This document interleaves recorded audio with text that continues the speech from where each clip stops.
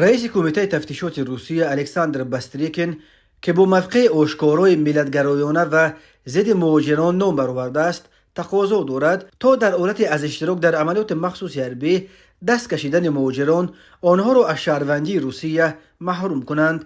مقامات رسمی روسیه جنگ ضد اوکراین را عملیات مخصوص حربی نام کردند. حالا که عملیات مخصوص نظامی جریان دارد، به فکرم مهاجران را به آن جلب کردن لازم است. اگر تو شهروندی روسیه داشته و آماده نباشی که عهده‌داری‌های حربی خود را اجرا کنی، پس تصمیم گرفتن لازم است که چنین شخصان از شهروندی محروم کرده شوند، گفت باستریکین در همایش فرماندهان حربی روسیه. قریب تمام سخنرانی باستریکین در این همایش از افزایش جنایتکاری در بین مهاجران بخشیده شده بود. باستریکین وقتهای آخر تفتیش اکثر جنایت‌های را که در آن مهاجران متهمند زیر نظارت خود میگیرد و طلب میکند تا نسبت به مهاجران جزاهای شدیدترین را به کار برند.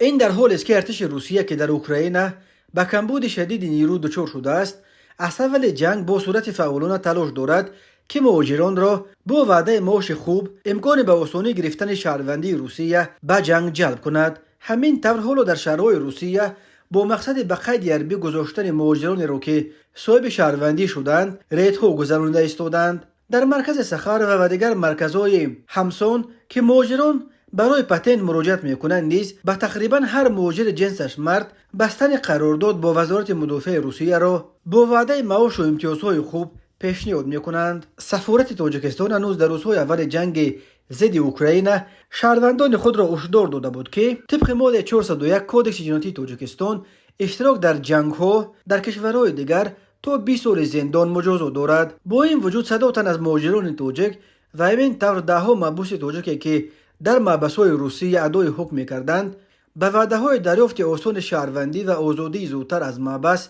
باور کرده به جنگ اوکراین رفتند. تا امروز درباره هلاکت دهها زاده تاجیکستان در اوکراین خبرها به دست رسیدند.